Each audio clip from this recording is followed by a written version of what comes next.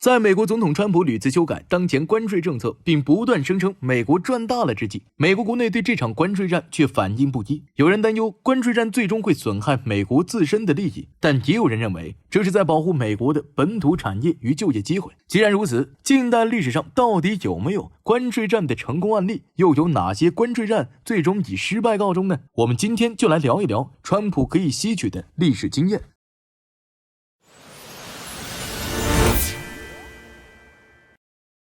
其实纵观近代各国发动关税战的历史，想找失败案例会比成功案例容易很多。其中最典型的就是美国历史上的1930年关税法案，也就是俗称斯姆特霍利关税法事件。而这项法案的诞生背景，也就是美国经济出现了困难。在20世纪20年代末，美国经济遭遇了严重危机。1929年大萧条的爆发，让整个国家陷入了困境，农业领域更是首当其冲，农产品价格暴跌，农民收入锐减。在这样的背景下，农业游说集团开始活跃起来，希望政府采取措施保护本土农业。而农业利益集团对政府的主要诉求就是提高进口外国农产品的关税，抬升进口农产品的价格，从而削弱其在美国国内市场的竞争力。有了农业集团带头，其他产业利益集团也纷纷跟进，希望政府提高关税来保护自身产业发展。但与此同时，还有许多美国国内的经济学家看出了针对外国进口商品开征大规模关税的风险。因为1930年的美国自己也是工业大国，同样拥有大量的对外出口需求，因此在1930年5月，整整1028名美国经济学家与企业家联合签署了一份请愿书，要求时任总统胡佛放弃关税法案。连美国实业家亨利·福特都跑到白宫待了整整一晚，试图说服总统放弃关税战。他指出，关税法案完全是经济上的愚蠢之举。华尔街金融巨头摩根大通公司的首席执行官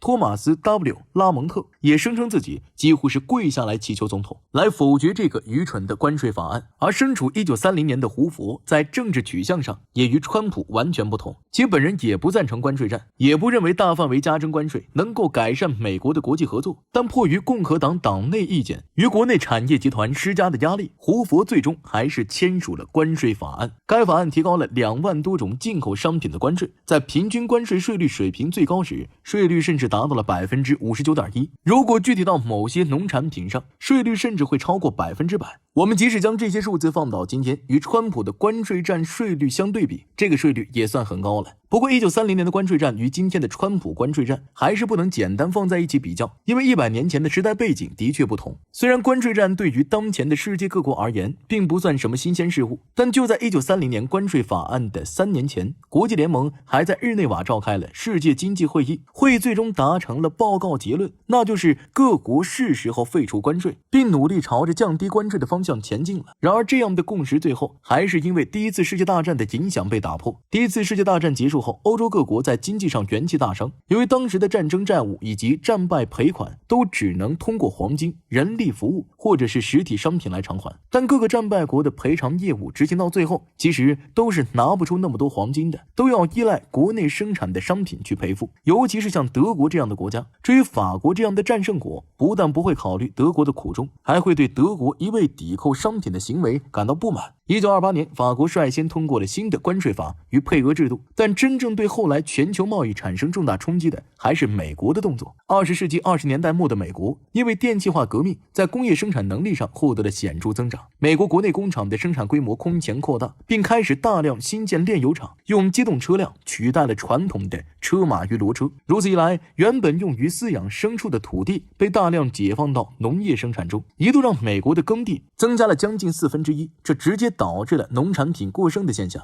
尽管当时的美国在名义工资和实际工资方面也有所增长，但民众的消费需求与消费能力也远远没有跟上实体商品的实际生产速度和上市规模，生产过剩与通货膨胀的风险也就逐步显现出来。时任美国国会议员德斯穆特敏锐察觉到这一趋向，便希望政府提高进口商品关税，让更庞大的国内市场来为国内的商品生产过剩托底。然而此时的现实情况是，美国在进出口贸易方面是一个贸易顺差国，账户上一直是有盈余的。虽然商品进口的不少，但对外国出口的商品更多，这与今天的美国相比，显然是完全不同的。如今的美国与多个国家存在贸易逆差，对于进口商品的需求也是空前扩大。也正是因为这个背景差异的存在，1930年关税战的走向很快便走向失控，并给美国带来了代价。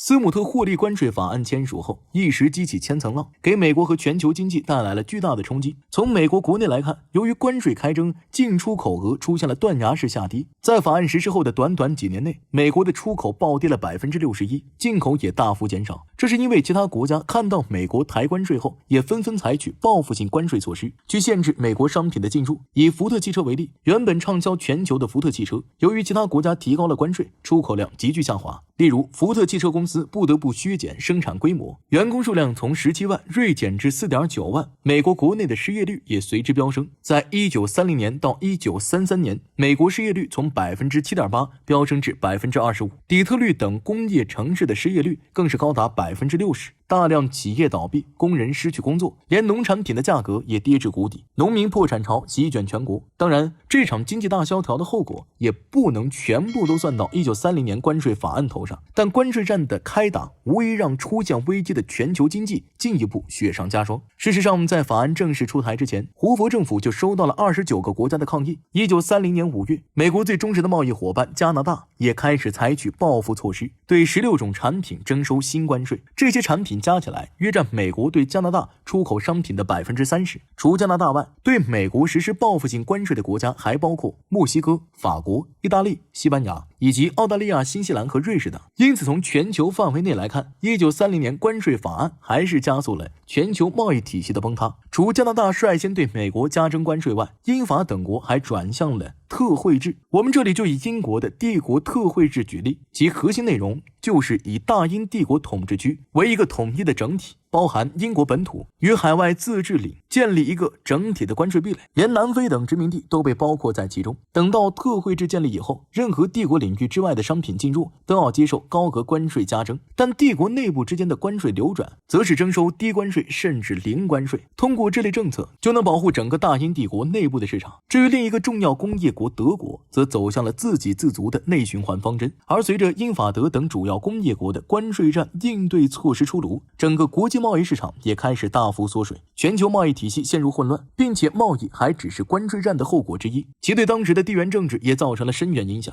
在欧洲，首先受到严重冲击的就是德国，由于德国的出口受到了极大限制，国内民生一度陷入困境。这种经济困境为德国法西斯的崛起提供了滋生土壤。德国民众对现状不满，渴望改变，德国政府也因此急速右转，推行了一系列极端政策，最终导致了第二次世界大战的爆发。不过这都是后话了。如果要说谁在1930年关税战中有利可图，那可能就是苏联。由于西方国家陷入贸易战，苏联得以利用这个机会，用低价引进西方的技术和设备，加快了工业化进程。但从整体上来看，1930年关税法案的出台还是政治短视的结果。决策者们为了满足眼前的政治利益，忽视经济的长远发展，没有充分考虑到全球经济的相互依存性，以为通过提高关税就能够保护本土产业，却没想到这会引发一场全球性的贸易灾难。既然如此，对于今天的美国来说，哪种关税策略才是正确的？或许罗斯福时期的经验能够提供一定程度上的参考。